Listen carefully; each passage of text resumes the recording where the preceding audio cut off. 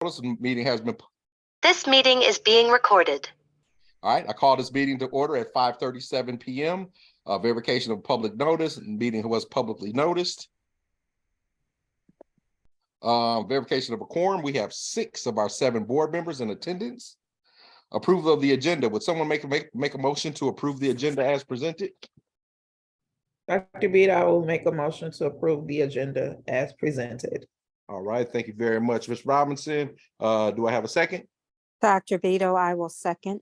Thank you very much, Ms. Peterson. Motion has been made and seconded. Any discussion before we go to vote? Hearing and seeing that, all in favor will raise hand and or aye. Aye. All right, any opposed? Hearing none, motion. Huh? Did you hear that? Sorry, it's a kid in the background. That's why I have it back on mute. Sorry. Oh, okay. I was like, oh, somebody said no. Okay. All right. So motion carries unanimously 6-0. All right, now let's go on to our mission statement. Together with our families and community, we will inspire students to be passionate learners, creative thinkers, and innovative leaders who enrich our world. All right, let's go on to item number 2, items for discussion, consideration, and possible board action. Let's go on to the discussion of our of the reason why we're here for the 2023-2024 course proposals. Dr. Kelsey Brown and Dr. Glass. And Ms. Brown. And Ms. Brown, I'm sorry. Yes. Ms. Brown. Oh, there she is down there on the bottom. Okay, and Ms. Brown. All right. Yes, thank you, Dr. Vito, and thank you, board members, for taking time out of your busy schedules for an additional meeting for course proposal approvals. We sent over the weekend, we sent the course proposals to the board and wanted to provide obviously an opportunity for you to ask any questions about the course proposals.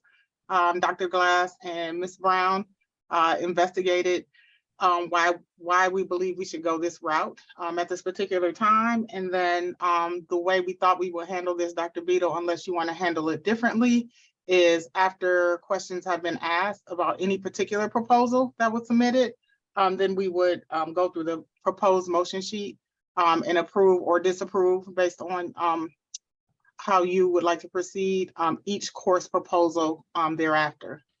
So I thought we could talk about them all at once or ask questions, and then you can decide if you want to, through each course proposal, approve or disapprove. Process, but if you think it's something different, that's fine. Okay, I was going to say, board members, and because this is very, very important, and I know this ended up being a special board meeting, I'm not exactly sure if everyone got the opportunity to really read through all 11 of the new course proposals that are in place.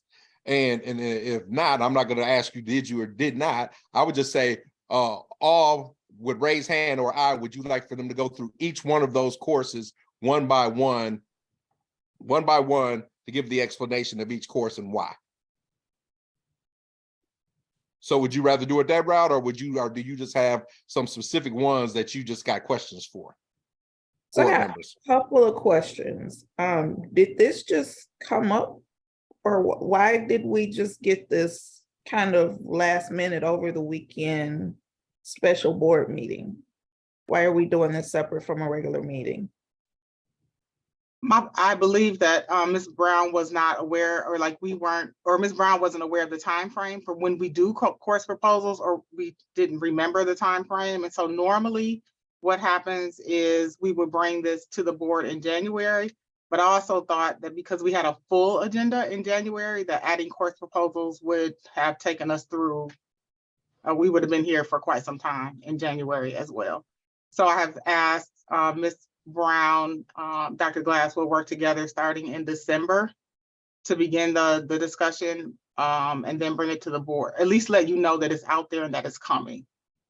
And so that's why it's here at this point. And in addition to that, Ms. Brown is working on this master schedule at the high school, and students are slated to begin choosing courses in February in a couple of weeks for the 23-24 school year. Okay, and then is are these coming from the teachers who are teaching the courses? I'm wondering because everything is in a different format. So there's not really consistency across each document. So what is the cause of that? Ms. Brown, you want to respond to that? Yes, good evening, everyone. I'm not sure about which format you're speaking of, specifically, but no, all of the course proposals, the actual written documents, were generated by me and some of the counseling team, but we did give the departments a list of the courses that they wanted to offer, some additional ones that I was asking them to consider, and then departments, based on if they wanted to add a course, if they didn't, then they had meetings with me, the counseling team, to kind of iron out like, where are we going? Why do we want this course?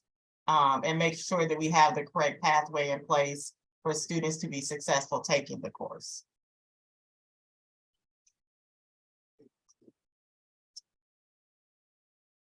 Okay, yeah, I was just wondering because there's so many documents.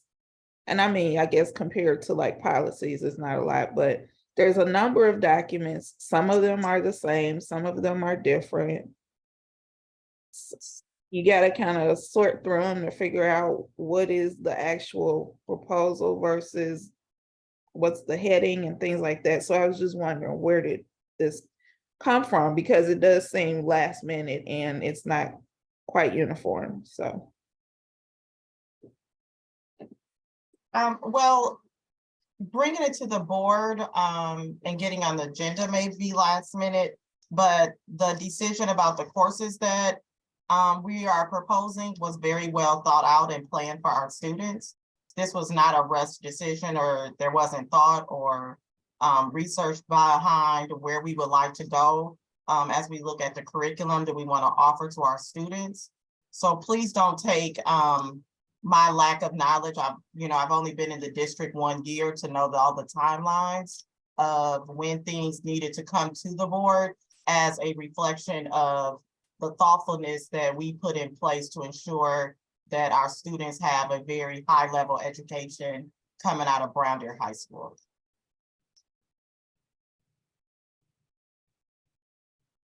Can I just ask, I did glance at each one of them, and it was a lot of reading on kind of short notice, so I just did a quick glance. So forgive me if this question is already included in one of the outlines or details about each of the courses. But do each of these new courses already have instructors in place, or will this call for us to add additional staffing to our district? So right now we have staff in place to cover all of the courses except for the lifeguarding course, which will be a contracted service. The same with the driver's ed course. That will not be an instructor from Brown Deer High School. We will go with some type of driving school that they will provide the instructor. So that will be another contracted service. And there is a position for a science teacher, but that's not because of these proposals. No matter what courses we offer in the science department, our teachers right now are on what we call an overload. And so we really just didn't hire a teacher, but next year I want to take the teachers off their overloads and actually get the FTE that should be there. So for the most part, we have all of the staff members in place, hired. They will just be teaching a different course, but we're not hiring new teachers. Yeah, just to clarify for Cheval, yeah, that we did, we currently have 3 full-time science teachers this year because we lost the chemistry teacher right at the beginning of the school year. We also had one retire last year that we were hoping was going to come back and work on a part-time basis, and that didn't happen. And so that's where the overloads kind of came through. So we are planning on going back to 5 FTE for science, which is traditionally what we've had at the high school. All right, thank you guys so very much. Thank you. So board members, let's go back to this, my original question. Do we want to go through each one course by course?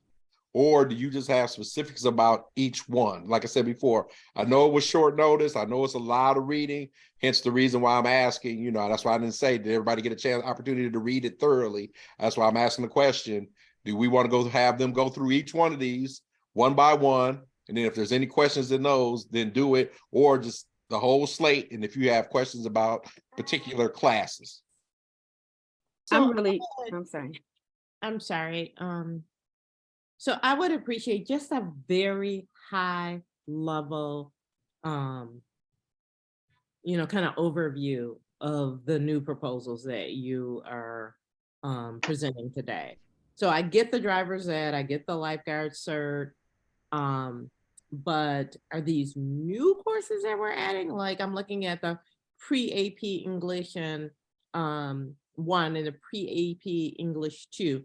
Is that a new addition to what you're already providing to your students? Or just give me just 1 or 2. Is it new? And give me a high level overview. And I guess the other thing too, right there, Ms. Brown or Dr. Glass or Dr. Brown, is explain exactly what does pre-AP mean. All right. And then probably give the explanation in relationship to that. Start with, Shavon, you can start, and then Dr. Glass, you want to chime in after that, that'd be great. Okay, and at any time, if I start speaking too much education jargon, just stop me and say, Travalo, what does that mean? Okay, let's start out just with the English. I think you asked me about 1 and 2. Yes. I printed them off, so I'm just making The pre-AP 1 and 2. Mhm. Okay, so pre-AP means that these courses are designed and outlined by the College Board. The College Board is courses that are used across the United States. They pretty much align standards to the skills and knowledge and the depth of knowledge that will be needed if students plan to attend any type of post-secondary apprenticeships, military, no matter what. It just gives you more opportunities while you're learning to do critical thinking skills, more analysis, understanding data, how to use data. So it just gives you a more well-rounded experience. Do you provide an AP class in English? So is this Yes. something you could take to get you ready for the AP English class, or Yeah, so the projection of the courses would be pre-AP English 1 for 9th grade, pre-AP English 2 for 10th grade, and then 11th grade, they would be able to take AP language, or they would be able to take a non-AP course, and I believe it is American literature, or it's a literature course. And so for the students who would like to take that AP course in their junior year, they would have had 2 years of similar coursework that will ask them to be able to analyze literature, understand and practice with the skills that are needed to really interpret literature and be able to then be prepared to take that AP course in their junior year.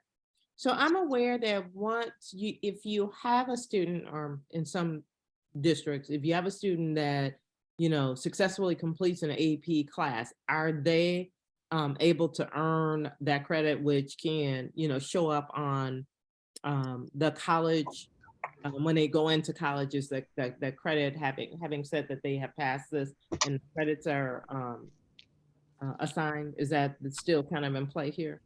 Yeah, so if they achieve a higher, I think it's a B or better, is it, or A? It's a level 3 on the test or higher. So Okay. For pre-AP courses, there are some benchmark assessments, and there are assessments to make sure that kids are on track and are able in maintaining that level of rigor while they're going through the course. But in pre-AP courses, you are not taking the course to earn a college credit. Okay, You it's can not only until they make it to the AP. AP, Got then it. they can take the AP exam. And if they get a 3 or higher on the exam, then they can get college credit for when they go to school, which is a huge benefit for our kids, because then we can pay for them to get credits while they're in high school, and hopefully when they go off to college, if that's the decision that they make, then that's less money they have to spend on some of those courses. Okay, I'm not gonna interrupt you anymore. Okay.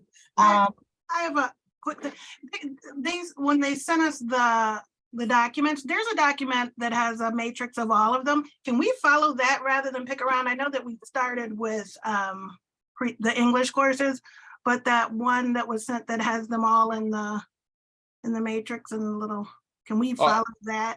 Yeah, Stacy, I think what was happening was Felita had a question in relationship to pre-AP and getting the Right. understanding of that. And so No. that's the reason why Ms. No, Brown I went don't straight to that. discount that, but just as we go, as we tick off, since we've asked her. We got to go down the line and stuff for the simple fact that's how they're Okay. listed. And if we Okay, got to turn good. around and vote. Thank you. So right now, everybody understands that the pre-AP is not an AP class. So they're not getting credits, college credits for those, but they are there to help them prepare to go to AP classes. All right. Can I Yeah. just ask one quick question regarding the AP before she starts down the list, since we're on that now? Yes, go I ahead. just, I just wanted to ask, some of the other classes, and correct me if I'm wrong, appear to be optional classes. Are the pre-AP courses required courses, or are they optional courses consistent with probably driver's ed and lifeguard certificates and the R&B choir? Or is this a required course for your 9th and 10th grades, as you talked about earlier? That's a very good question. So right now in our district, technically our English department is in the process of selecting new resources to facilitate our state standards. And so really what the pre-AP does is it gives you a high level of rigor of standards, and then we pick resources that will help us facilitate those standards. So pre-AP just ensures that we're using grade level standards and we're giving kids high quality learning activities, but they're not AP courses. But these are the courses that we're going to take these standards and then develop the courses for 9th and 10th grade. And so it's not that it's optional, because the 9th grade standards are the 9th grade standards, the 10th grade standards are the 10th grade standards. But Dr. Glass will have to work with our English department to decide, then now that we have these standards for these particular courses, what resources, are we going to use? So one of the resources that College Board puts out is a resource called Springboard. So if Dr. Glass works with the English department and selects that particular resource, then that's the resource that we would be using. So look at, for the English classes only, please look at this as we are adopting a high level of standard and rigor for our students at the 9th and 10th grade level. And then Dr. Glass will help our English department pick the best resources that will meet those standards to help kids have high educational opportunities while learning those standards. All right, thank you again. So all of the 9th and 10th graders will take that English section? All 9th and 10th graders will be exposed to the same standards for English 9 and English 10. Okay, thank you. And I am so sorry, Miss Felita, I forgot your questions. So you have to tell me again. That is okay. I think you answered it when, Okay. between my question and Anita's question. So Okay, thank you so much. thank you. Mhm. All right. Any other questions? Do we just want to go to each one of them high level High level. high level intro for it, and just kind of let us know what it is. Does it follow the scope and sequence, and what is it going to cost us? Does everybody agree with that? Does that work for everyone? Give me a Works thumbs up for if that me. works. Give me a thumbs up if it works. All right, cool. All right, thank you. All right, so then I don't know who would lead that. Would Ms. Brown lead this? Would Dr. Glass lead this? Or would you, Dr. Brown, lead this part going into each one? So Ms. Brown, in conjunction with Dr. Glass, let me ask you a question, Dr. Beadle. So the motion sheet, right? And I know what you're saying. I hear what you're saying, Stacy. The motion sheet is lined up by content, right? So we have, if we use the motion sheet, then we can take you through each specific content area, starting with English.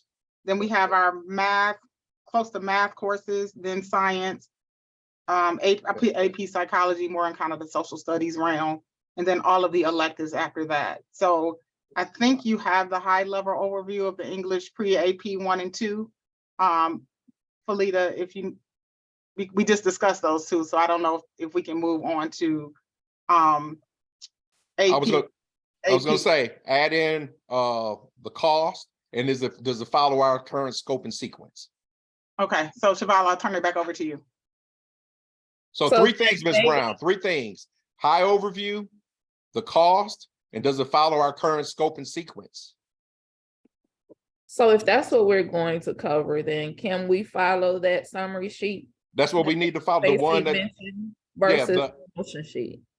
Well, I mean, it's probably easier to do the motion sheet because we're going to end up having to go down and approve the courses. So I'd rather just go down how the motion sheet instead of like the first one is the pre-AP English 1, then pre-AP English 2, then pre-AP Cal, then computer science, rather than jumping around to a different sheet. And then when we get ready to approve, we're kind of all over. Go right on down the sheet again. Is that what you're saying, Dr. Beta? Yeah, but again, Ms. Robinson, I mean, if there's another you want to do it a different way, that's fine with me. It doesn't matter. I'm just trying to make it easier so when we get ready to vote, because my thing would be this: if once she goes through one or whatever, and they go through and we got no questions, we can vote on it right then and there. Content wise, the matrix helps, but organizationally the motion sheet helps. So maybe if you can just put 2 up, because I put both on mine, and then you all can go through the motion sheet, but then with questions for content, that one matrix gives some good information. Yeah, just go, you can go through the motion. I'll just look at the matrix. That's fine. All right. So let's let's go, Ms. Brown and Dr. Glass.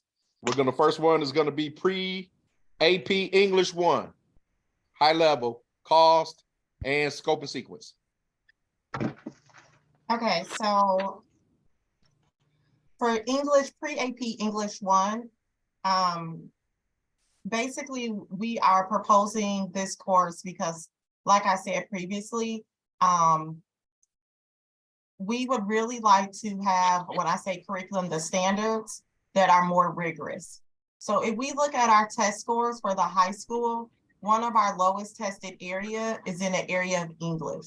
And so since we are in the process, and because the district is in the textbook or resource adoption process, this is actually the best time to look at a course like pre-AP, because you look at the standards that you want to get accomplished in a course, and then you select a resource that will allow you to be able to teach those particular standards.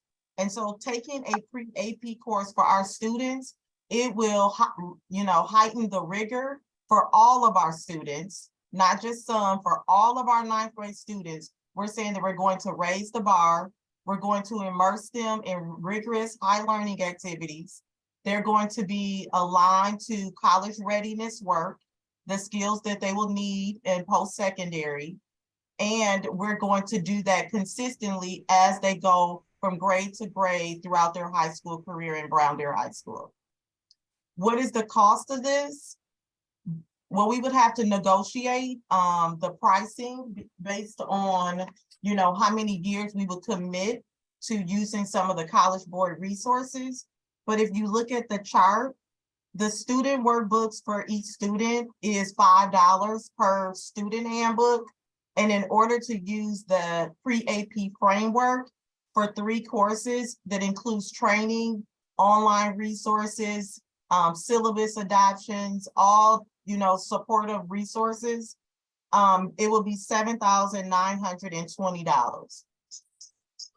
Are we So- paying, is the district paying this? Or are we asking the students to pay for these books? Yeah, this is all, the district would supply all of the materials that are needed for the courses. Okay. And so then, does it follow the scope and sequence? I'm not going to say it follows the scope and sequence that we're currently using now, but what it will follow are the standards. And so when we look at, are these the standards that we want our students to learn and be able to do? This pre-AP framework is definitely where in the direction that we want our students to go. Do you currently have the scope and sequence for 9th and 10th grade pre-AP at your? So The scope and sequence will come through the curriculum chosen. And as Ms. Brown stated earlier, we're looking at Springboard. Springboard will align this scope and sequence with college readiness standards.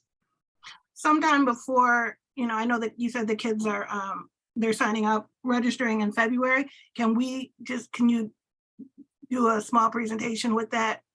Even if we vote on it like sometime before the end of the year, so we can just see and maybe compare it with, so there will still be general English for 9th and some kids, and these kids that are in the AP that don't make the test, what would they take? Like if they, make that the test to get into AP after they complete those 2 years, if they don't in 11th grade, what would they be left to take? So I just want to make sure that I'm understanding your question correctly. Are you asking, are all 9th graders going to use the pre-AP curriculum? That's what I was asking before. That's what it sounded like. And then you said they would all be exposed. So are we putting all of the 9th and 10th graders into this? Is this replacing like 9th and 10th grade English, or is this something that students will be placed in? So the pre-AP for 9th grade and for 10th grade is replacing what we're currently doing. Okay. And then if those students after 10th grade, those students that are in pre-AP have been working towards it and they don't, hopefully few that do not make it into the AP section in 11th grade, what would they have available to them? Just wondering. It's a literature course. Okay. Just give me a second, I have it. No, that's fine. Yeah, there's a literature course that's not, here, I actually have it right here.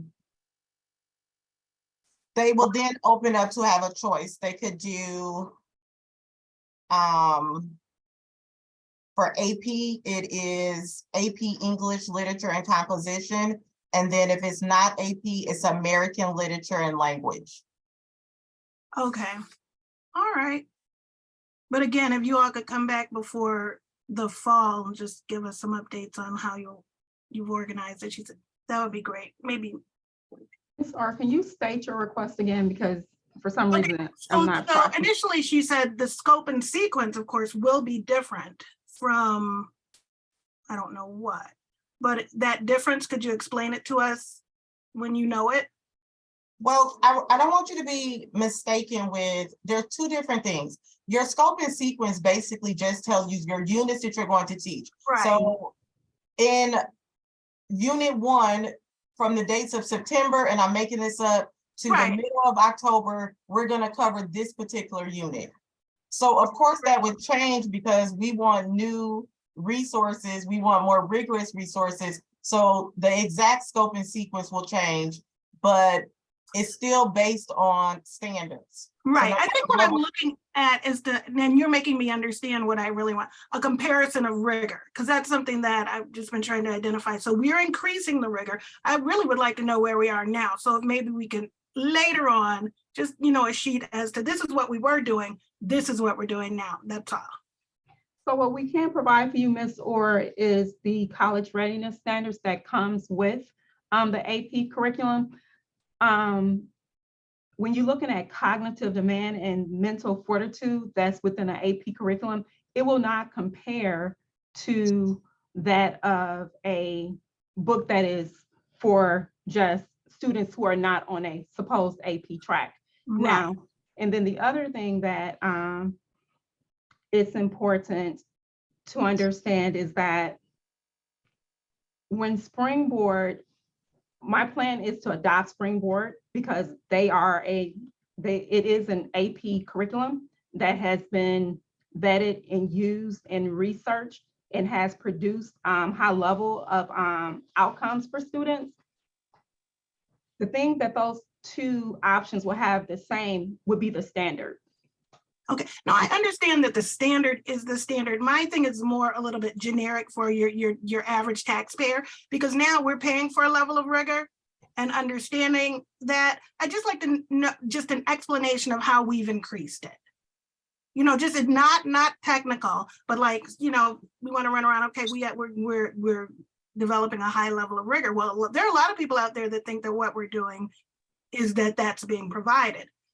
And if it's not, which means that's what we've changed it, if we could just assess, you know, just have an explanation of the change, you know, it's nothing wrong with that. It's just transparency. You look at it and say, okay, this is what we're doing now. We're on our way.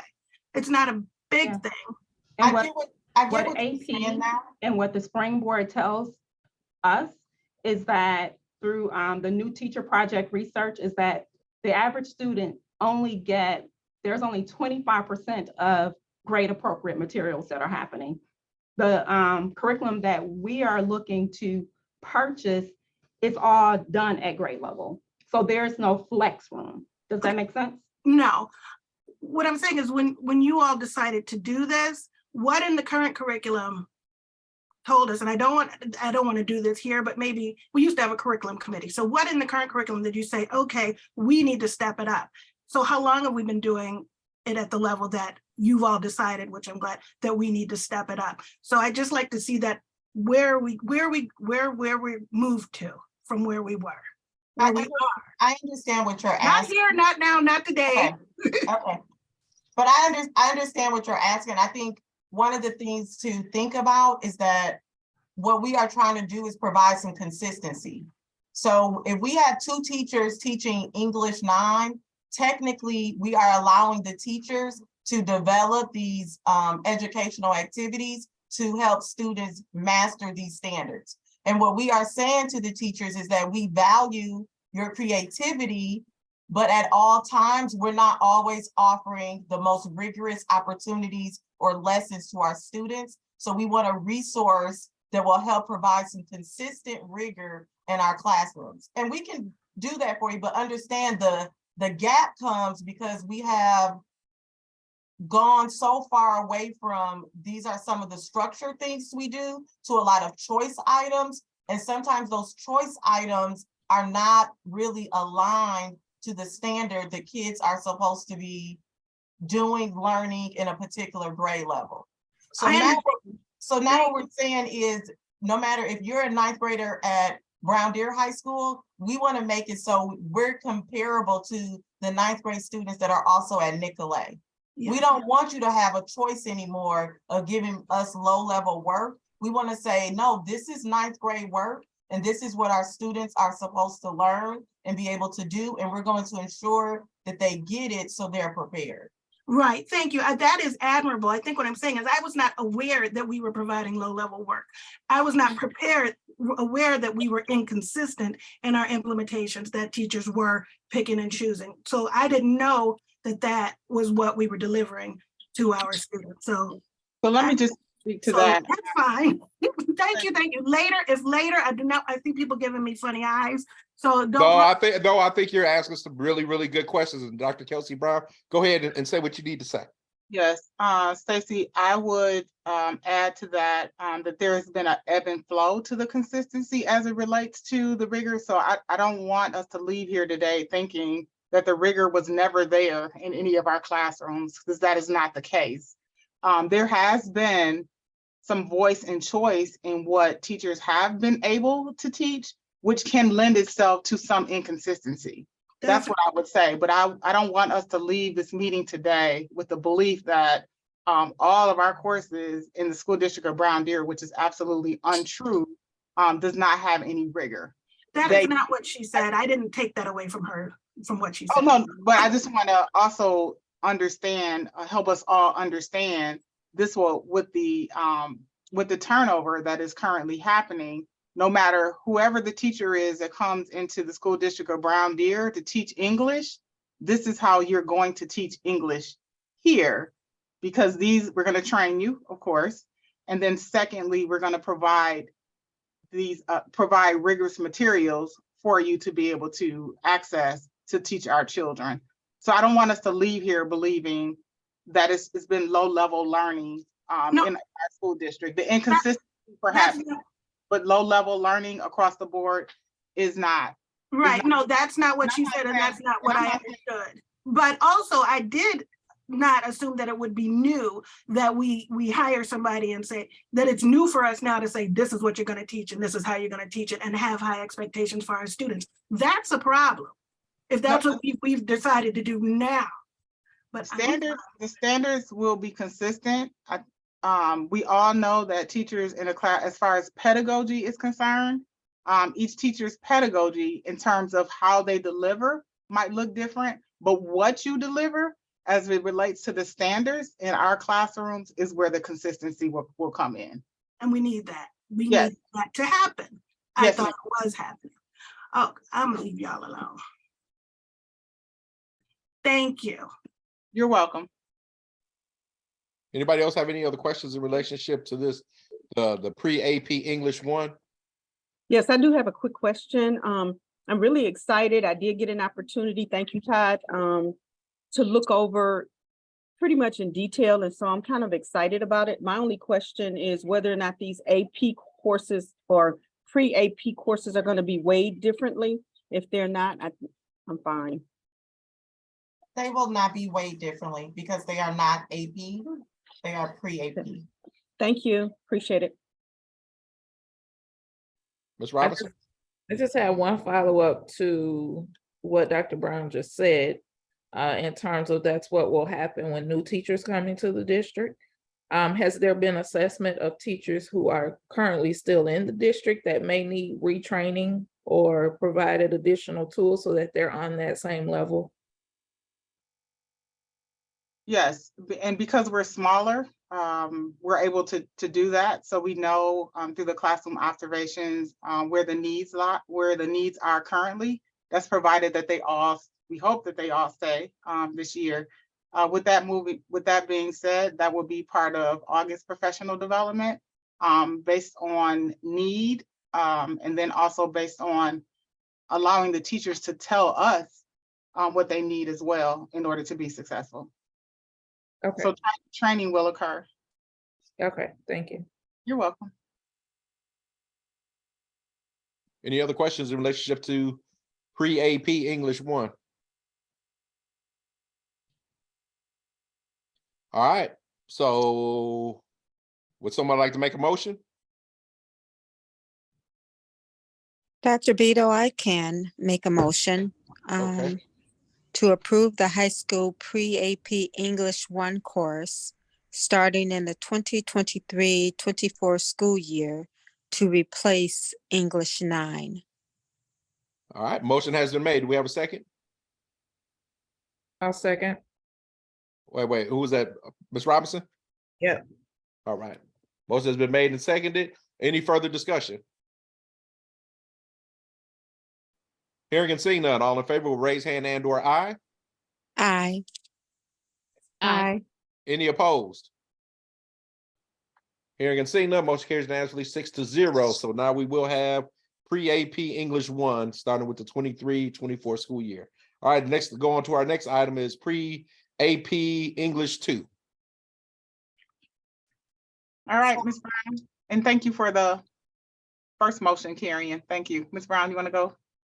Yes, pre-AP English 2 is very similar to pre-AP English 1, except for they will use the rigorous standards for 10th grade. But the format for the course is all the same. It's a College Board course. The students will also, if Dr. Glass works with the team and decide, use the Springboard resource. It will provide the rigor that is needed. It will provide the structure that the teachers need to provide a rigorous lesson on a daily basis. And the cost is the same. The workbooks for students is still $5 unless Dr. Glass is able to negotiate a better price. And the teachers will still get professional development, the online resources, the access to online syllabus, pre-AP network within inside of College Board. So it's a very supportive environment. All right. Questions? Same cost? It is the same cost. Well, the cost, when you see it on the sheet, it says $7,000, but that's really including 3 courses. The pre-AP English 1, the pre-AP English 2, and we already offer the pre-AP geometry class. And so for those 3 courses, you get like a group price if we adopt these 2. And then it will significantly take down the pricing depending on how many years Dr. Glass decides that we want to use their resources. So Ms. Brown, is $7,500 a year for 3 pre-AP classes, or is it $7,500 or $7,000 for each one of the classes? It's for the 3. All right, so for all 3 classes together, it's is it $7,500 or is it $7,000? Let me look at my chart. Because I've heard 2 different numbers. I heard 7,000, I heard 7,500. Now, this is still an estimate because, you know, so you can buy a 1-year contract, 2, 3. So it depends on what Dr. Glass negotiates. But let's just say it's a 1-year commitment. It will be roughly $7,920. And that includes training, the online resources.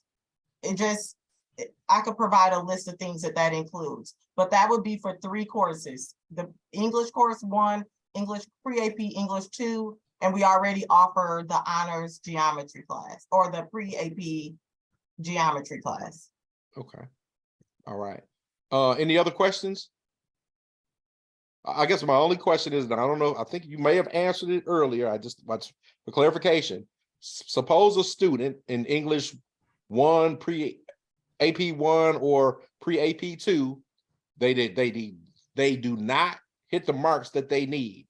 What class would they take? So let's say if they ended up with a non-passing grade, or we don't think it's a grade that's sufficient to be able to say that they passed. What would they do as sophomores again, since they already took the pre-AP 2, English 2, and if they don't necessarily really pass, or if they do pass it, but just barely, what do we do with them then and stuff? Because I don't think that they'd be ready for that 3 or whatever else that would end up happening. What do we do with those students? Okay, so I think you asked me 2 questions. So one is what happens if a student fails? We will use the same district policy. The student will be able to recover the credit in summer school. That's typically or credit recovery class. And if the student decides, because it's not necessarily anywhere stated that if you have to get an A or B in one of these courses in order to be able to take the AP course. But if a student decides that he or she would not like to, then they also have just the regular American Lit and language class in 11th grade, and then 12th grade, it opens up to like a creative writing, an authors of color course, or public speaking. So there are some other courses if you choose not to take the AP track. Okay. And then I will also add, Dr. Beadle, that within the Springboard curriculum, it's scaffolded. It has the same level of differentiation as other curriculums to support the needs of different students. And then also to give different exercises for teachers to support students who may be challenged with the curriculum.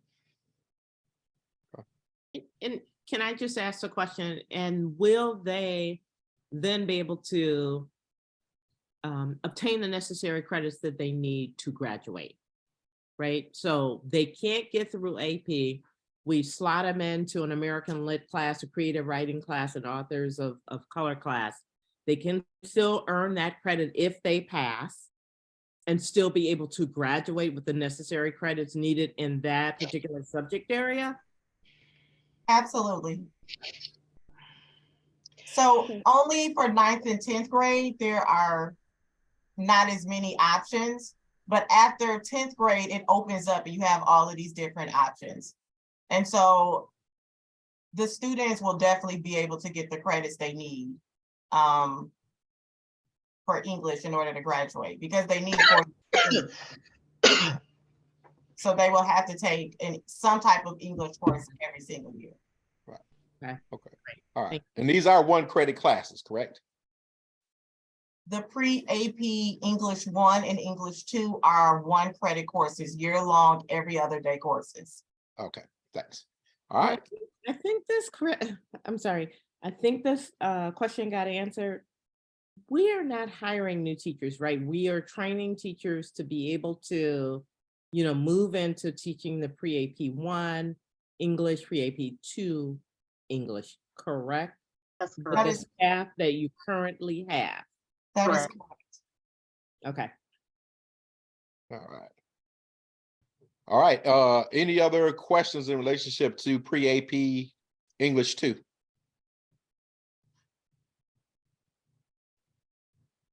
All right, would someone like to make a motion? And if everybody could turn their cameras on, I'd greatly appreciate it. So that way I can see who's saying and who's doing what or whatever have you. So if you could, if at all possible, if everybody could turn their video cameras on so that we could actually see you and see those beautiful profile pictures and smiles and stuff like that or whatever, makes it a lot easier for me. I can move. Let me just go back. Okay. Let me go to my map. So I'd like to make a motion to approve the high school pre-AP English 2 course starting in 23-24 school year to replace English 9. All right, thank you very much, Ms. Ashley. Motion has been made. Second, Second. Ms. Bacon. All right, motion has been made and seconded. Any further discussion? Hearing and seeing none, all in favor will raise hand and or aye. Any opposed? Hearing and seeing none, motion carries unanimously 6-0. All right, let's go on to our next item, pre-AP Cal. Okay. AP pre-calculus is a very rigorous course, and it is an AP course. Okay, so this course is very important because typically students don't really have an opportunity to get to a calculus level course unless you start algebra in 8th grade. And so the projection or sequence of classes would usually be 8th grade algebra, 9th grade geometry, 10th grade algebra 2, 11th grade will just be regular pre-calculus without the AP, and then 12th grade would be AP calculus AB. And so what we're pretty much doing, because any student that would take a calculus or pre-calculus course, you're already on a track to taking more rigorous math. All we're saying is, since you already are in the sequence to take more rigorous coursework, just take the AP pre-calculus to get college credit while you're in high school, instead of just taking a pre-calculus course. So we're switching out pre-calculus and we're adding AP pre-calculus so students can get college credit while they're in high school. What is the cost? The cost would just be the resources that we would adopt. If you look at companies, on an average, the resource, if it's online, it's usually like $12 per license. If you actually want a physical textbook, which some schools go away from because things change so frequently, but that's usually around $50 per student, all at the cost up to the district. And if we look at the scope and sequence, we still use those same standards. And then we just follow whatever scope and sequence the College Board has laid out, because this is an AP course. All right, so this is an AP course, not a pre-AP course. It's a AP course for pre-calculus. Oh, okay. So all the rest of them say AP pre, and this one says AP pre, but this one they can get college credit for this AP pre-calculus. The Yes. other one says pre-AP, and this one says AP pre. Yeah, that threw us off. Okay, so I'm this was sure. the one they get credit, they get college credit for this one. Yes, this And is. then they go into calculus, and then they can get some more regular Cal, and then they go into AP Cal, and then they get more credits. Is that my understanding? Well, typically, most students will end with this AP pre-calculus course. If they need more than after this course, they would take what we call dual enrollment, and they will be taking courses at the university. So the AP pre-calculus is going to be the highest math class that a teacher will teach at Brown Deer High School. That doesn't mean that's the highest course a student can take. They will just then go to the university to take those courses. So the AP pre is, they can take that their junior year, and then senior year, they would be going something off campus if they wanted to continue that math track. If you had algebra in 8th grade. So usually the projection or the sequence of courses, it would be 9th grade algebra for most students. There are some students who take 8th grade algebra, but for most students at Brown Deer High School, they took 9th grade algebra, they'll take geometry, they'll take algebra 2 trig their junior year. And then now we're saying your senior year, you should take AP pre-calculus, so you get college credit your junior year. Now, let's just say for some reason you took 8th grade algebra, you would take that course your junior year, and then your senior year, you would either take AP Calc AB, or you could go on and take a course at the college level. Okay, I just wanted to get the difference between AP pre and pre-AP. Just wanted to make sure. Okay. Just a point of clarification.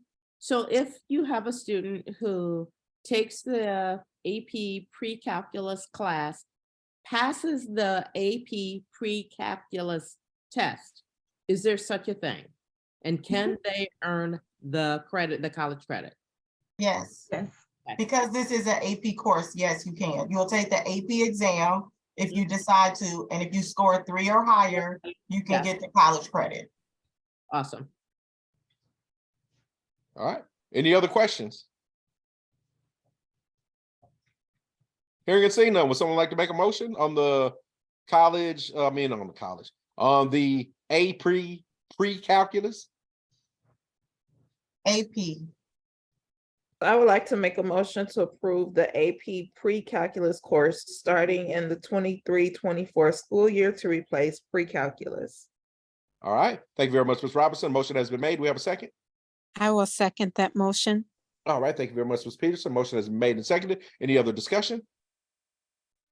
Hearing and seeing none, all in favor will raise hand and/or aye. Any opposed? Hearing and seeing none, motion carries unanimously 6-0. All right, let's go on to our next item is computer science. Okay, so one of the pathways we offer at the high school is a computer science pathway. We can call it a pathway because we offer more than one course. So 2 courses can create a pathway.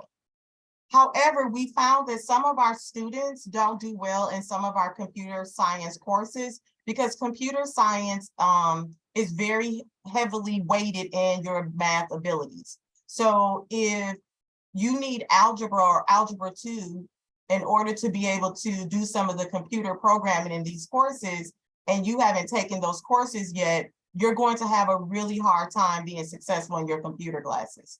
So we are offering the high school principles of computer science course, because what it does is it adds a year for students to be able to get more math under their belt. before they start taking more rigorous computer science courses so they can be more successful in those courses. So what is the cost? We will partnership with the TILS program, which we currently do. And that is at no, I don't think it's a cost to us, but they usually send someone who's working in the industry to kind of partner with our teacher. And the only other additional cost would, if we decide that we want to select some resource materials, we will purchase those resource materials.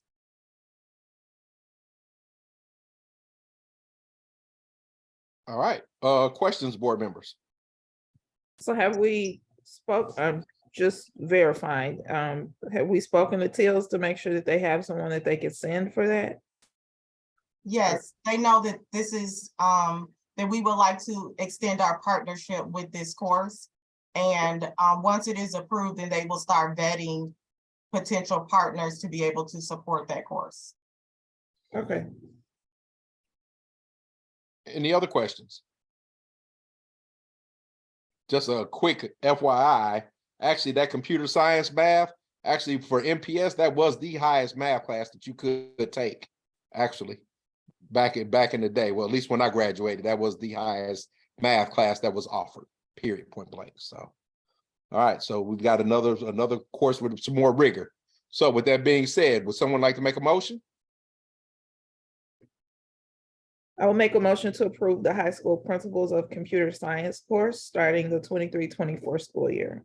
Thank you very much, Ms. Robinson. Motion has been made. Second? I will Okay. second that motion, Dr. Beadle.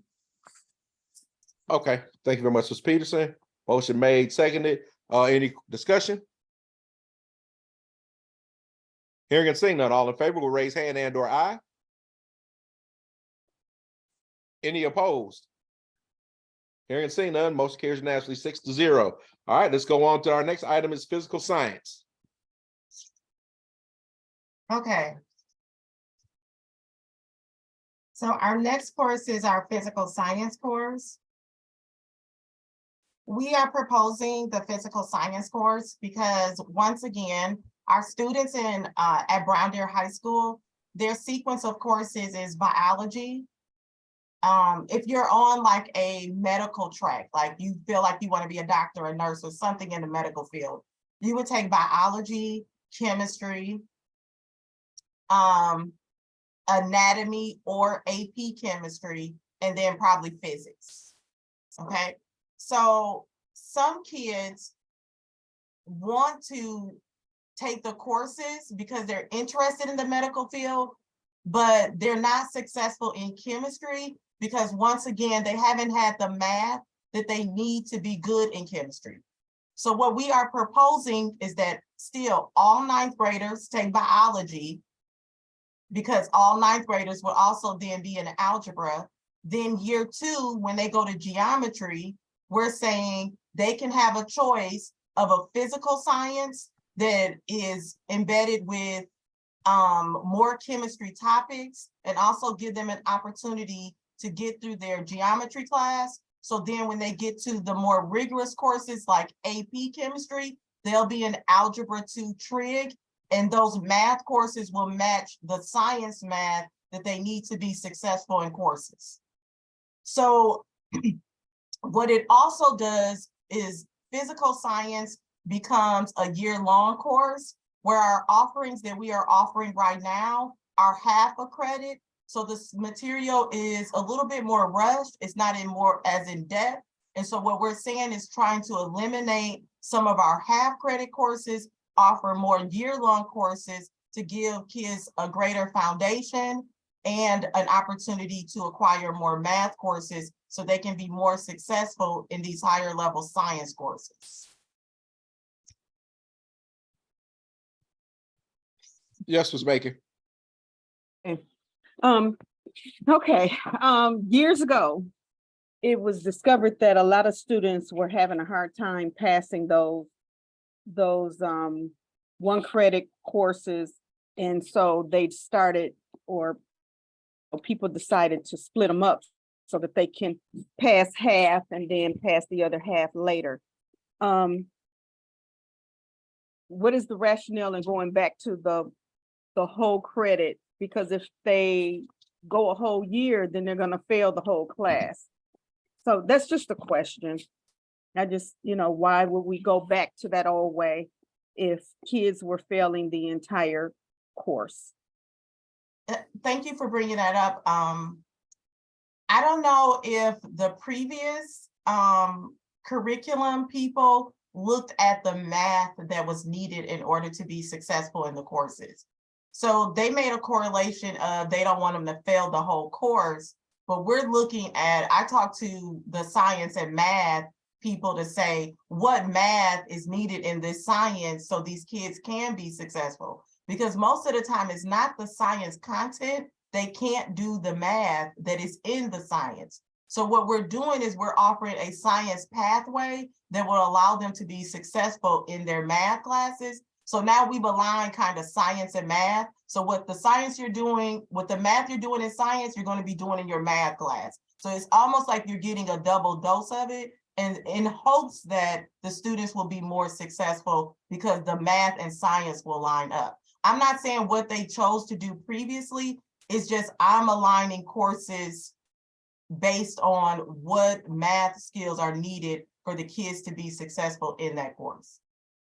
Okay, thank you. Sounds good. I'm still just kind of afraid. I would have loved for that to be half and, half a credit and then half a credit later, but I know you don't determine that, but it's a little scary, but thank you. Thank you for that explanation. All right, any other questions?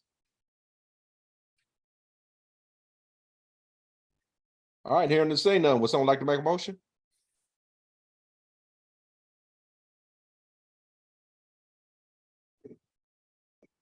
I'll make a motion to approve the high school physical science course starting in the 23-24 school year to replace Introduction to Mechanics. All right, motion has been made.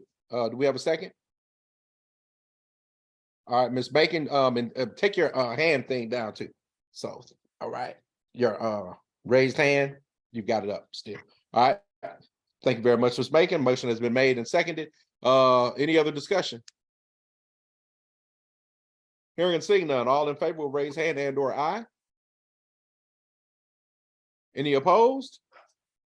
Hearing and seeing none, motion carries unanimously 6-0. All right, now let's go on to earth science.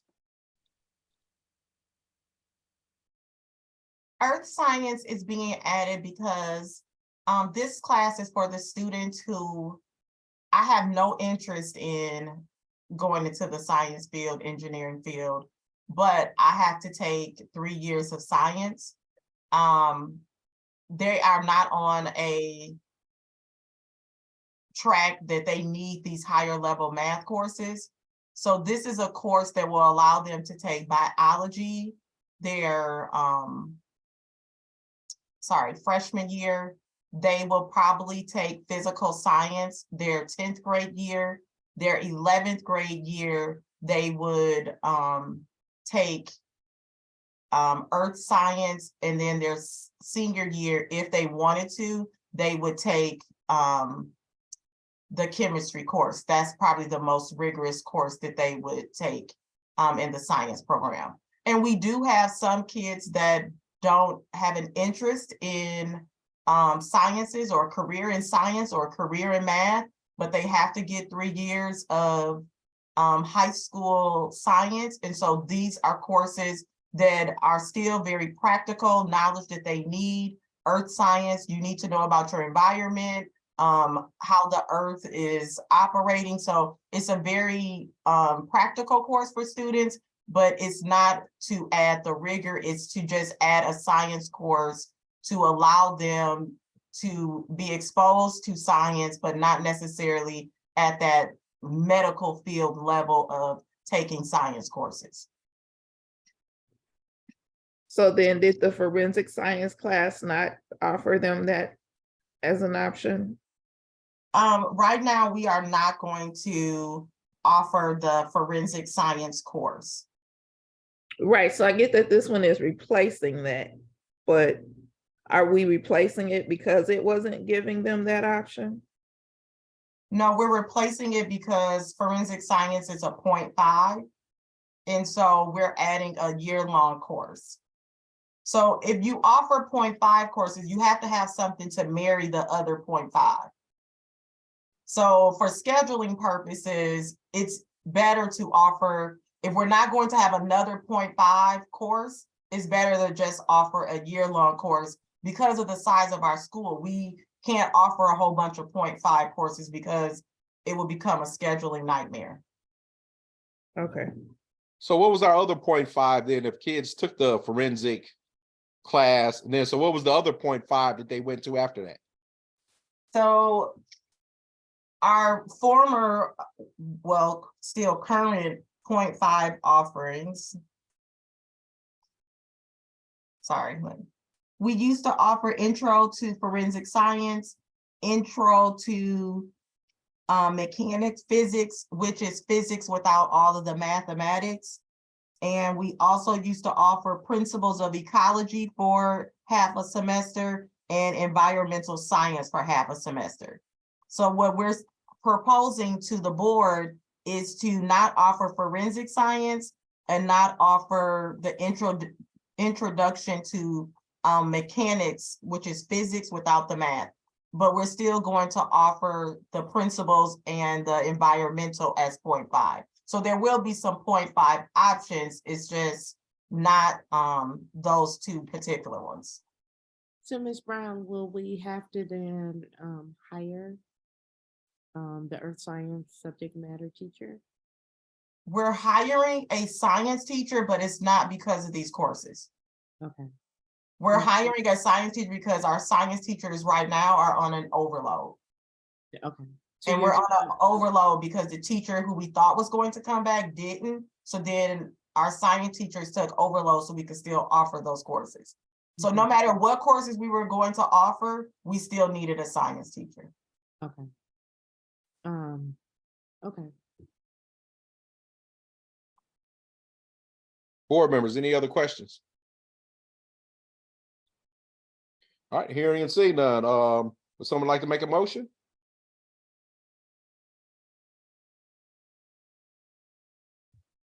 So, Dr. Beadle, Yes, Ms. Ashton.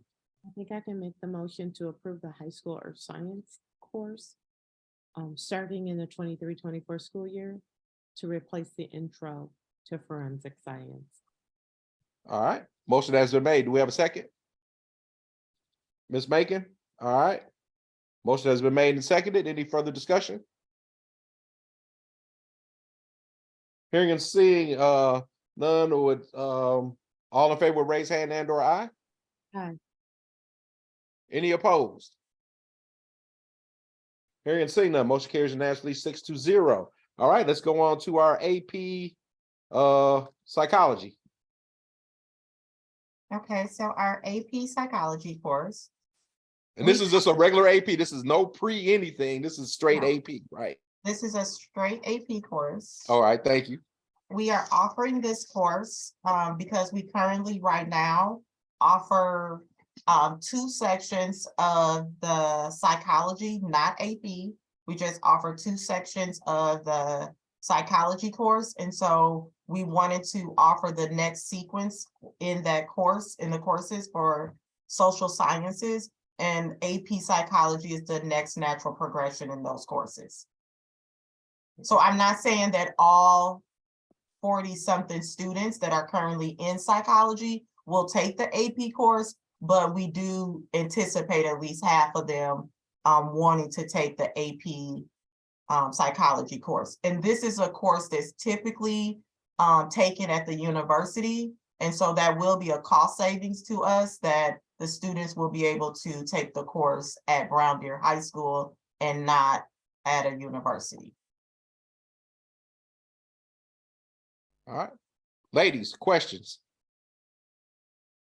So this is just not a question. I don't know if I got my mute button on. I got so many tabs. You're good. You're good. Go ahead, Felita. But for me, we were talking about the number of students who were kind of transferring out and taking advantage of, just taking some additional classes. This might be one of the ways that we keep kids in the district because we're offering, you know, a selection of rigorous, higher level kind of classes where they don't have to seek outside. So I'm pretty happy about this addition. Thank you. Yeah, I'm excited about that too, as long as it's not upon the students where they all have to have it. I think it's a good idea. Thank you. Ms. Smith, you have something to say? Oh, okay. All right. So any other questions? All right, would someone like to make a motion? Dr. Beto, I'd like to make a motion to approve the AP Psychology course starting in the 2023-24 school year to replace psychology. All right, thank you very much, Ms. Peterson. All right, motion has been made. Do we have a second? I'll second. All right, thank you very much, Ms. Ashley. Motion has been made and seconded. Any other further discussion? Hearing and seeing none. All in favor with raised hand and or aye? Aye. Any opposed? Hearing and seeing none, motion carries unanimously 6-0. All right, now our next one is driver's ed. So we are proposing to bring, I'm gonna say back driver's ed. I'm hoping that it was here once upon a time. But we would like to bring driver's ed back on site at Brown Deer High School. Driving is a huge barrier for our students. A lot of students can't go to the university and take these opportunities for courses because they don't have the transportation to get there. When we get our kids involved with apprenticeships, there's usually some coursework, but then there's this portion where they go on site, and transportation is always a barrier for our kids with being able to benefit from some of these experiences. So what we wanted to do is offer driver's ed at Brown Deer High School. We want more of our students driving legally to understand the true rules of the road, how they should be driving, and how to maintain a car sufficiently. So we were hoping, we're not going to have a Brown Deer driver's ed instructor. This will be a contracted service, but we would hope to bring back driver's ed to Brown Deer High School. Is the partnership with Arcade, or who's the partnership with? Because currently right now, the majority of our students or Brown Deer residents end up going to Arcade, which is right there on 58th and Brown Deer. Well, at least it used to be on 58th and Brown Deer Road. And that's where everybody kind of took their driver's ed at. So who do we know who the partnership we're talking about with? Well, I put the quote down for Arcade, but if I find somebody that comes in lower that will, give us a better deal to work with our kids, we will definitely go to it, go with that opportunity. But right now, Arcade is offering a really good option to provide, because we can get a car if the kids don't have a car. They offer the instructor. There's a online, like a hybrid program where some of the courses are in person, some of them are hybrid. So they have a lot of different options for students that I think will benefit our kids. Right, and they're right down the street, and they're in Brown Deer. So I guess that would also be a plus, because now that just increases our community partnerships when we start talking about the district. All right, ladies, any questions in relationship to bringing driver's ed back? Do we have a limit on how many students would be able to participate each year? Could you explain limit? Like, is there a max or a number that we need in order to be able to offer the course? Is there a max that we would allow to take within a year? I will go with whoever enrolls, as long as it fits in their schedule, academics first. But as long as it fits in your schedule and you're on track for graduation, I think you should be able to take the course. And as long as the Arcade or whatever company we use can provide the high quality service to that number of students, I say go for it. So then I'll direct my question to Kevin. Are we okay to do that for if all of our juniors or seniors wanted to take it? Would we be able to afford that?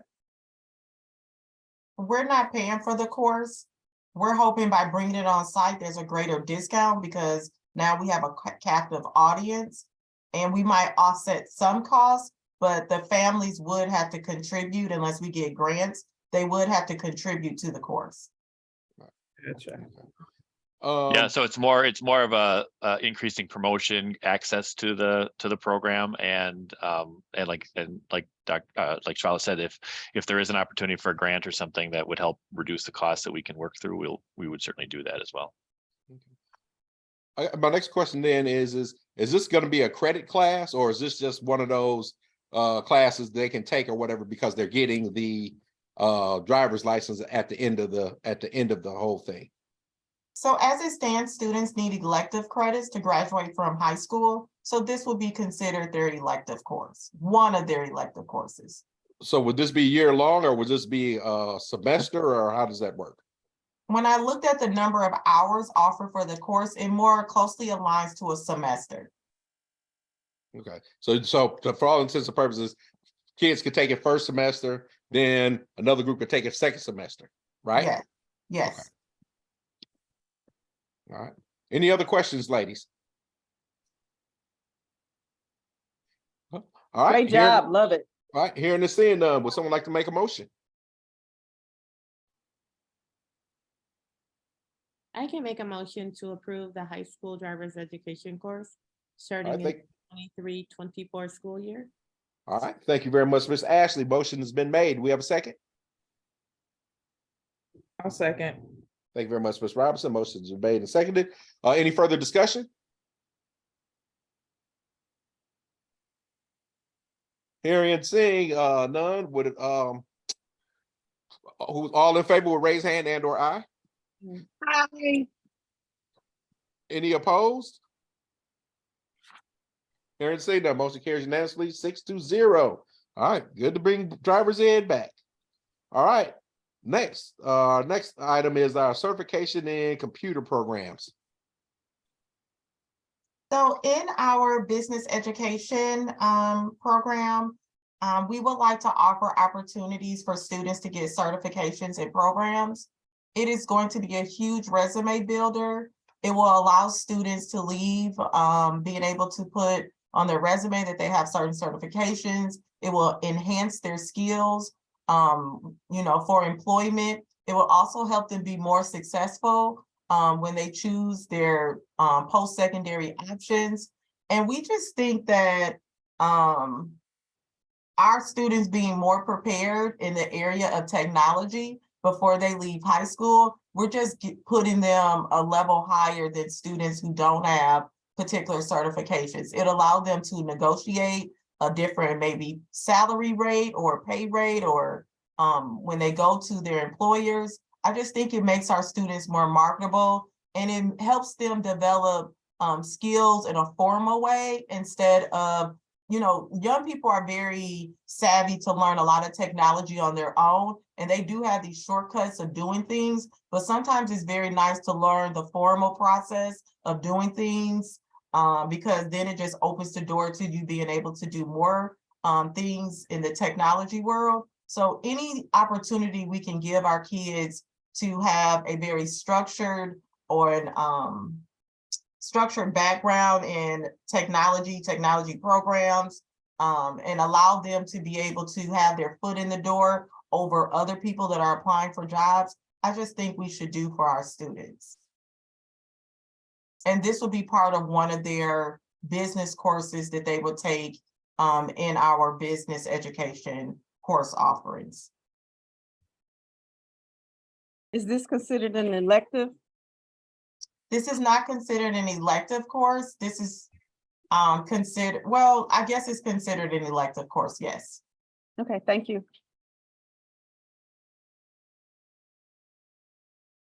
All right, Ms. Brown, where does this fall in scope and sequence then? Okay, so they take the certification in computer programs. What would they have to take as prerequisites, or what would they need to take prior to getting into that certification in computer programs?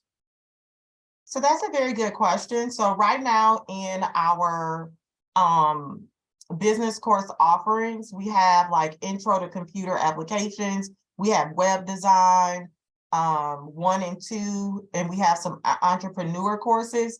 But when you look at computer applications, We want to teach our students just more than how the computer works and some simple things. We just want to give them a more in-depth opportunity to learn more skills at a technical level and then give them the actual certification for completing it. So it wouldn't be necessarily a separate course, but it would be added to a course for them to be able to get these certifications. So we would probably include it in some of those the intro to computer application courses, or possibly based on the certification, it could go into one of the web design courses, but it wouldn't be a standalone course because the certifications may not necessarily take an entire semester. All right. Any other questions? So you said we could do that, but there's no specific plan on how this is going to be achieved at this point. Is that correct? Well, at this point, the way it's envisioned is that it would go into our intro to computer applications, but there is not a particular sequence. Like, we don't tell the kids, you have to take the Microsoft certification. You have to do the Google certification. In the business courses, because when you're in business, there's so many different directions, we would find out what the kids are interested in, and then we would allow them to pick the certification that is more closely matched to their interests or their particular career field. So it is defined, but there is some open or flexibility to it because it's based on what the students need or what skills they want to acquire based on what they want to do post-secondary wise. And then would they have to pay for this as well? No, we're going to pay for, this is a cost, and we are going to pay for the certifications for the course. And if they don't pass, do they get to retake it? Is it a second cost or is it just one cost until they pass? I didn't research the fail rate because my hope is that they pass the first time. So I don't know how much it costs if you need to retake the exam, but we are going to pay for them to at least take it once to get the certification. Okay, yeah, that's definitely going to be something that will be important to communicate for those who are interested in doing that. And Ms. Brown, would you say that the students that take this the certification computer program, would they take this their senior year or would they take this their junior year? Well, this is a course that is offered 9 through 12.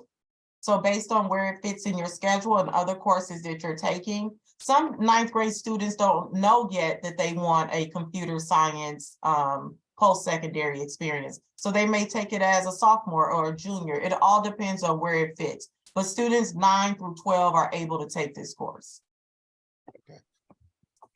Okay, one last question. Is this a half a credit or 1 credit?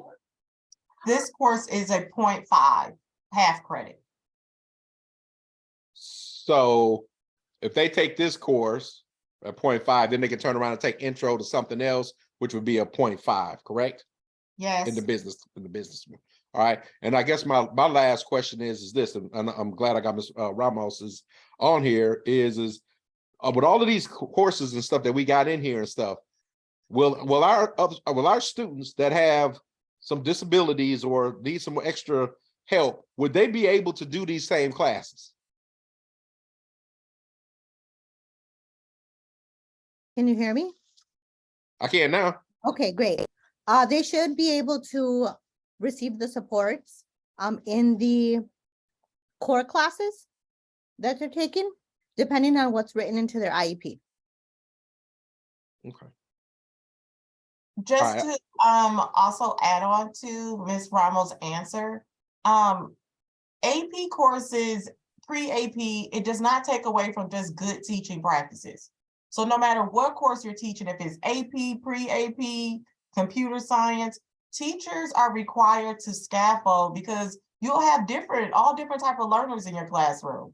Even if I'm not special ed, I still might not be performing at a high level. The teacher is still responsible for reaching and teaching me. So yes, the special ed students are encouraged to have these wonderful educational opportunities, and the expectation is still the teacher scaffolds so he or she is able to be successful in the courses. All right.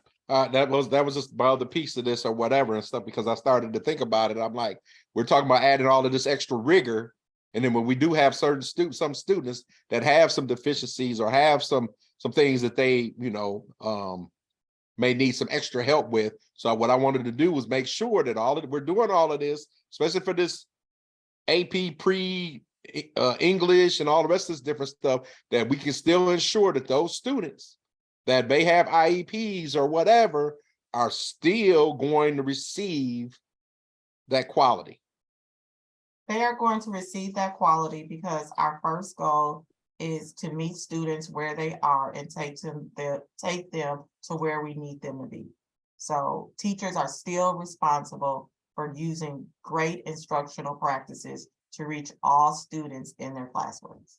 In Alright. tier 1 instruction, and that's been a practice of ours, at least since I've been here. So that wouldn't be new, Dr. Beadle, to anyone in our district.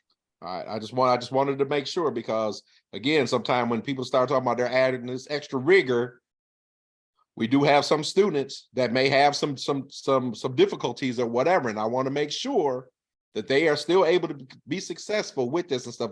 Hence the reason why I wanted to ask that question to Ms. Ramos in relationship to that. All students, regardless of IEP, should be exposed to a rigorous curriculum. All right, it sounds good. I just want to make sure. All right. Any other questions, ladies? Hearing and seeing none, someone like to make a motion?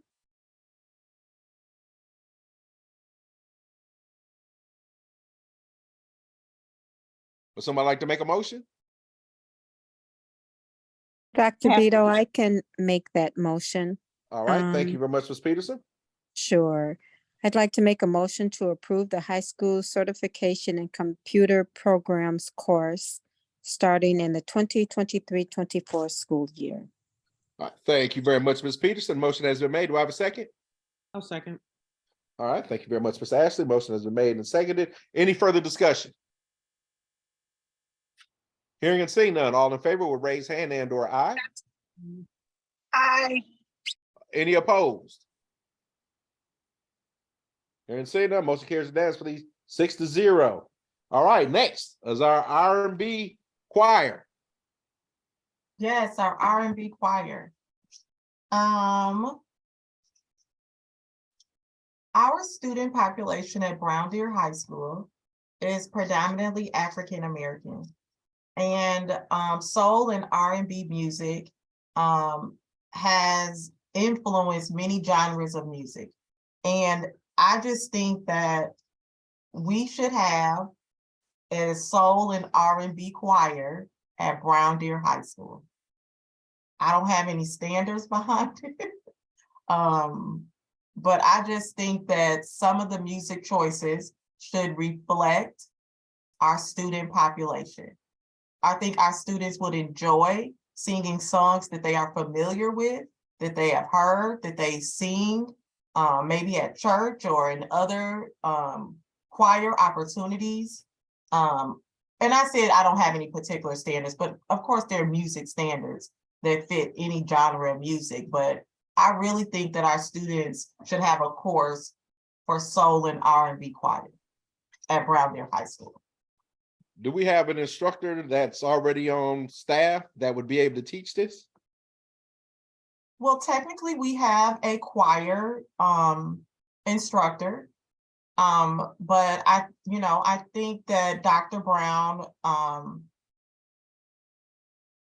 Yes, I can chime in. okay.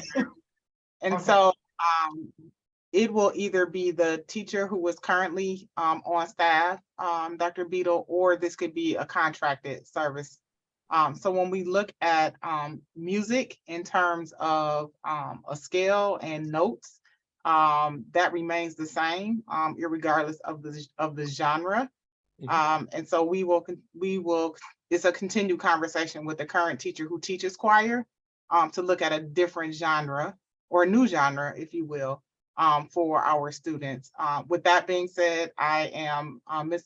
Felita knows that I am in conversations with a few individuals who might be willing to come on in terms of contracted services with us to help promote this level of engagement in the area of music for our students. Okay. All right, I- questions, Ms. Smith? I have a question. I'm just, I don't want to be exclusionary at all. Is it possible? Well, it sounds like it's not possible to augment the current curriculum to include the selections and the heritage reflection of heritage that you like. But is it possible to call it contemporary music choir, or are you all? Because I just don't want anyone to ever turn around and say that it was exclusionary, even though most kids would know whatever heritage they are, they can join the soul and R&B choir. But I wonder if you can meet the needs of what you're talking about, which I agree with, but give it a more inclusive name. But if not, that's fine. I understand naming is important too. I think that once our students latch on to this particular course offering, that the engagement will be so high that it'll sell itself. And students at that point, I am of the mindset that students will recruit students at that point, and it will be inclusive from that standpoint. I also think that it's incumbent of the staff in our school to help promote that level of inclusivity. And we also see that as it relates to our plays, right? So when we offer our plays, we see that level of inclusiveness. And I think it would be incumbent of us to market it in a very similar fashion so that it is not exclusive, it's inclusive, and whoever wants to sign up and come on and be a part of it. Okay, no, I wasn't thinking that it would need marketing. I'm sure everybody's going to want to be part of that, but I was more concerned with the name being exclusive. But your what you just said does make sense. We push inclusivity at the school anyway, so I can't see why that wouldn't be the case with this. But no, I don't think it needs marketing. I think everybody will want to be in it. Okay, thank you. All right, so this is R&B. Is this R&B and gospel, or is this just R&B? Well, I didn't want to put gospel on there because then that implies some religious, right. So I tried to stay away from that. Not saying they can't sing a gospel song, but I didn't know if it was appropriate to put it in the title. So I just left it as soul and R&B. But to be perfectly honest, I'm open. But I do want the kids to know that it is going to be a genre of music that is familiar to them, that is reflective of their culture and heritage. I don't know. I don't see anything wrong with the students having this particular genre of music being offered to them. They know it anyway. This is, they listen to this music anyway. All right. All right, any other questions? All right, you're saying, would someone like to make a motion? I'd like to make a motion. All right, is this Ms. Macon? I'd like to make a motion to approve the high school soul and R&B choir course starting in the 2023 school year. All right, motion has been made. Do we have a second? And I'll second Dr. Beto. All right, thank you very much, Ms. you. Peterson. Motion has been made and seconded. Any further discussion? Hearing and seeing none, all in favor will raise hand and/or aye. Any opposed? Anita, are you opposing? Oh, I'm sorry. Oh, okay. All right. So it seems like we're unanimous. So, all right, motion carries unanimously 6-0.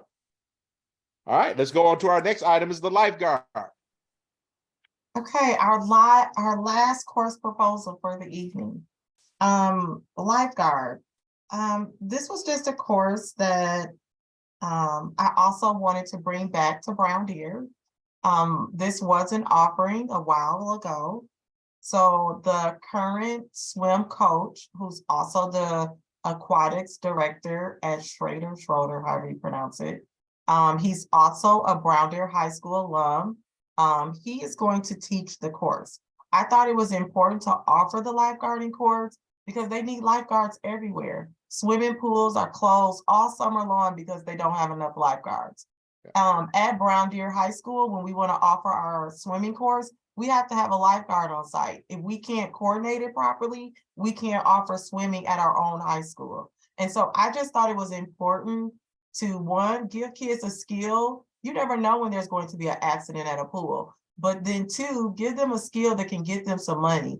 Lifeguards get paid from like $15 to $17 an hour. They can make really good money. Why not allow them to get this skill? Plus, we have this beautiful pool. Why not use it for something really great for our kids? All right. And there was just actually a thing that came out, was it yesterday or the day before, that they were looking for lifeguards, because I think everybody's already trying to get themselves together for the summer. And I'm not exactly sure, but I also think that it was in the Brown Deer, Village of Brown Deer newsletter as well too, and being able to look that up and stuff. So I think this was a really important one, and stuff, because it is a life skill, number one, and number two, they can be able to make some money in relationship to being able to do it. Ladies, questions? I'm just curious, and this may be an obvious answer to this question, but does CPR training, is that included in lifeguard certification? It is. It is. Okay, great, So- good. They will learn CPR on infants and adults. They'll learn how to use the AED machines. I mean, like I said, even if you're not a lifeguard, you'll still be CPR certified for 2 years. It's a great skill to have. Accidents can happen anywhere. I say, why not give our kids a great life skill and also an opportunity to have some money in their pockets? Ms. Brown, is this considered an elective as well? This is an elective, yes, A half credit? half credit. And is there a cost associated with it per? There is a cost. The lifeguarding test is actually $42. This is a course that the district will pay for. So I have to find my sheet. And there is some equipment. The instructor is $3,200, and there is some equipment that we may have to purchase. Some of it our school nurse has. And so if we don't have to purchase the equipment, then that will be a $1,700 cost savings. But once we buy some of the initial equipment, we'll be able to use it year after year to prepare our students to become lifeguards.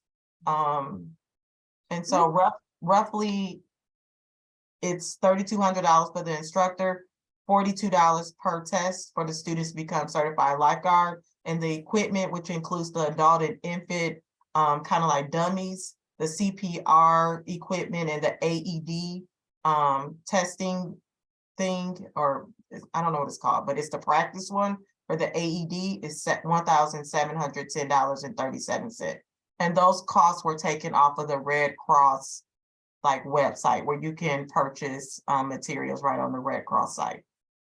So quick question for you, and I know when you all kind of conceptualize this this course, that you really didn't take in consideration maybe some students outside of the school district maybe having an interest. And I'm just wondering about the capacity to be able to, I don't know, open it up to not, I don't know. I'm just throwing something out there because I'm not sure how many certification, lifeguard certification classes that are offered. I do know that there is a dearth in lifeguards just being available to, provide kind of supervision at our local pools, especially in the summer. Probably prolonging a discussion, and we could very well have this discussion offline. And we might one day want to explore opening it up, and also kids may not want to give up a course to take it. So we might decide to offer an after-school option or a 0-hour option. But right now, just to kind of get it off the ground, again, we're going to offer it during the school day. But I'm open, I just want the kids to have opportunities. So if it works better after school, then let's run it after school a couple of times. If it works better 0 hour, let's do that. If we can run it during the day, let's do that. If we have the capacity to do it, I'm like, let's do it. I just want the kids to have the best opportunity they can have. 4 years goes by very quickly. So we try to pack in as much as we can. So are we paying the $42 for the test since the kids will get the certification that they'll get to keep? Yeah. Or are we having them pay for the $42 for the test? We're paying for the $42. Okay. And so, okay, But so let's, they're gonna help us out, because then we won't have to pay to have a lifeguard when we run our swimming classes for our swim units. So we'll get the money back, some of it.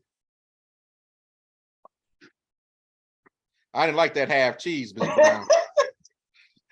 Okay, all right, way to try to put that in there real quick or whatever and stuff. So we're gonna leave you alone on that piece right there. Thank you. Any other questions? So I guess my concern is slightly different, not so much concerned with will we get the money back, but what skin will they have in their game to commit to it, to see it through to the end? And that's pretty much for any of these that we're actually paying for that result in a certification and things like that. That's a very good question. You know, their skin in is they get to make money. This is a job that will lead to them with a paying, you know, employment. Also, they get a credit for the course. So it's still an elective. So you still have to do what you have to do. You may decide that you don't want to take the test, and that's fine. Then we won't pay for you to take the test, but this is still a course. You still have to do all the course requirements, and you still receive, you know, either a pass, fail, or a grade for the course. So that's hopefully their motivation to at least complete the tasks that are inside of the course. Okay. Yeah, this seems really, I'm excited about it. It sort of reminds me, you know, of course, that school to work aspect, another option for students. You know, I know that there are some schools that have the CNA programming, you know, so different schools choose what they want as an elective. So I'm excited, you know, I'd even love to see at some point in the future the CNA as well, because that's a prerequisite, like for instance, at MATC for students to get into nursing so that they have some background in that. So cool. All right, any other questions? Hearing and seeing none, would someone like to make a motion?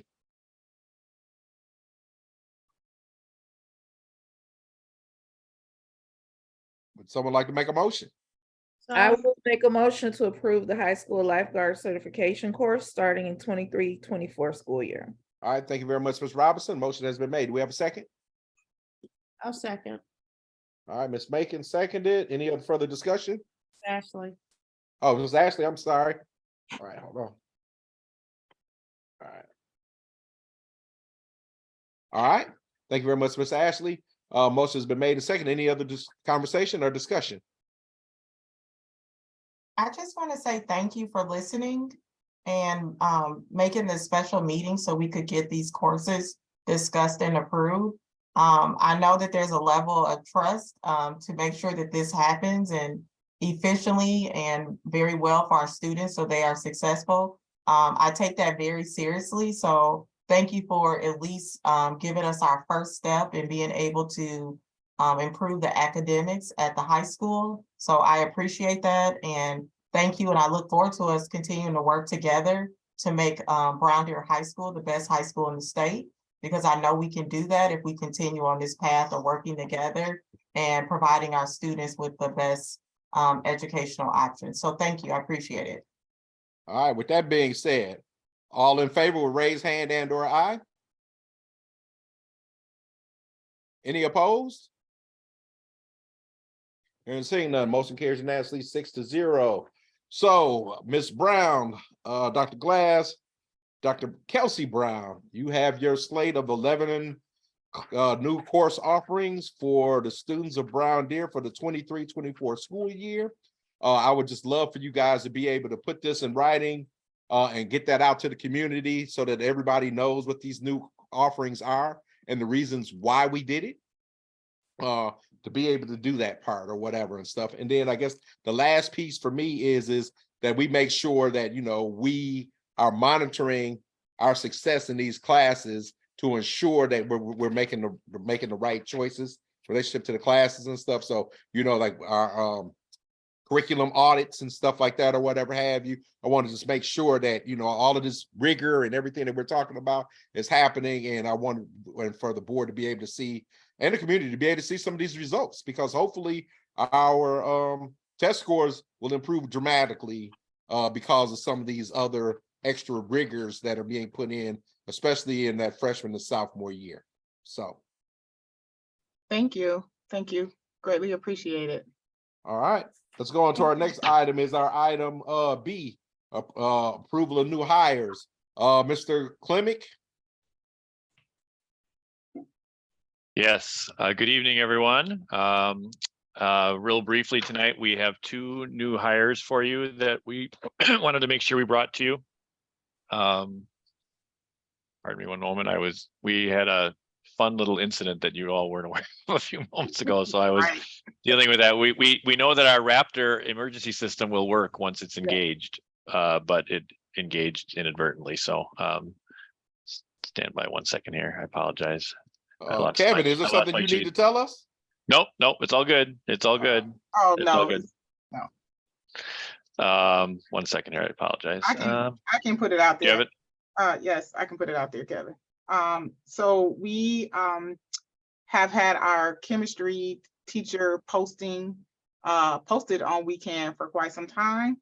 And Ms. Brown was consistently perusing the weekend postings if anyone had applied for the chemistry teacher. Just to provide a little short history, we know we were challenged with finding a chemistry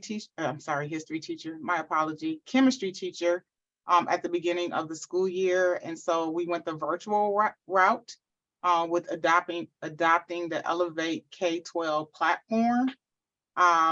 Ms. Brown found a individual who's interested in serving as a chemistry teacher here in the school district of Brown Deer, who has multiple licenses and is also experienced in or has certification in Project Lead the Way.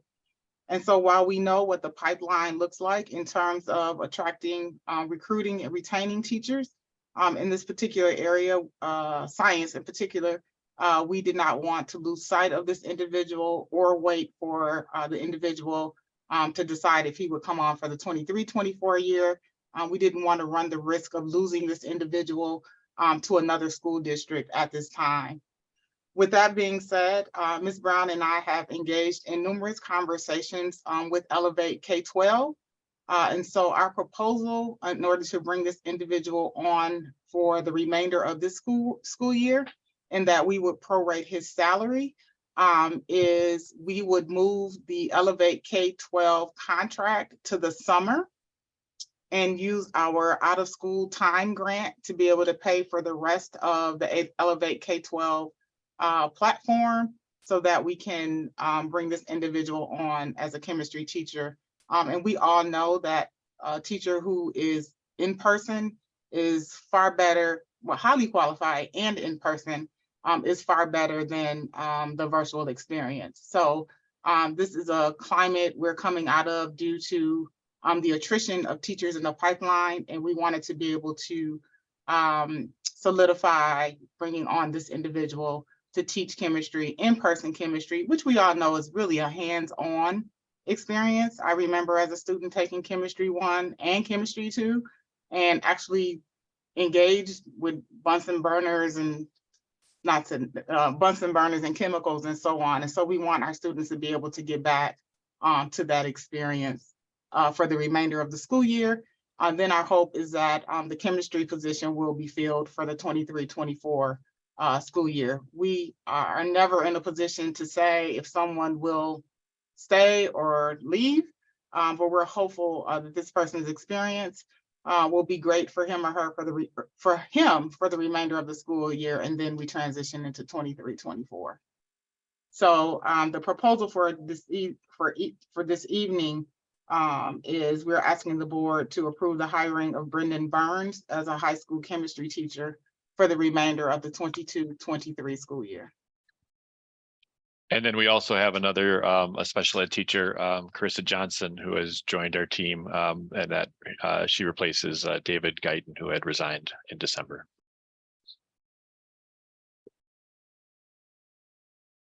So if there are any questions, I'd be happy, or we'd be happy to answer.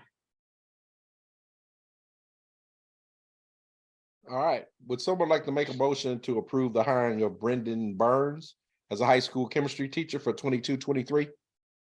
Dr. Vito, I'd like to make a motion to approve the hiring of Brendan Burns as a high school chemistry teacher for the 2022-23 school year. All right, motion has been made. Do we have a second? Is that Ms. Macon? All right, motion has been made and seconded. Any discussion? All right, hearing and seeing none, all in favor with raised hand and or aye? All right, any opposed? Wait, Mr. Ashley, you have a question? Because you were putting up one finger. Like, No, wait a minute. My vote. Oh, okay, all right. So all in favor with raised hand and or aye? Any opposed? Hearing and seeing none, motion carries unanimously 6-0. And all right, our next one is the approval of the hiring of Carissa Johnson as a high school special ed teacher, 22-23. Someone like to make a motion? I'll make that motion. All right, Ms. Ashley? approve The hiring of Carissa Johnson as a high school special education teacher for the 22-23 school year. All right, motion has been made. Do we have a second?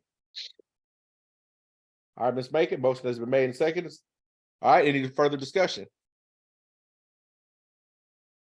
Hearing and seeing none, all in favor will raise hand and or aye? Any opposed? Hearing and seeing none, motion carries unanimously 6-0. So let's welcome on Brendan Burns and Carissa Johnson to the Brown Deer educational team. All right, with that being said, all right, I know that I wanted to be done with this within 2 hours. We know that, you know what, if we'd added this 2 hours into our other meeting, we wouldn't get out of the next meeting until like 11 o'clock. So hence the reason for the special meeting. Thank you, ladies and gentlemen, for taking this time out to be able to do this. Would someone like to make a motion to adjourn? So moved. I'd like to All make a motion to adjourn. All right, thank you very much, Ms. Ashley. Motion has been made. Do we have a second? Second. I'll second. I think Ms. Macon actually had it there for adjournment. Okay. All right, motion is made and seconded. All in favor will raise hand and or aye. Any opposed?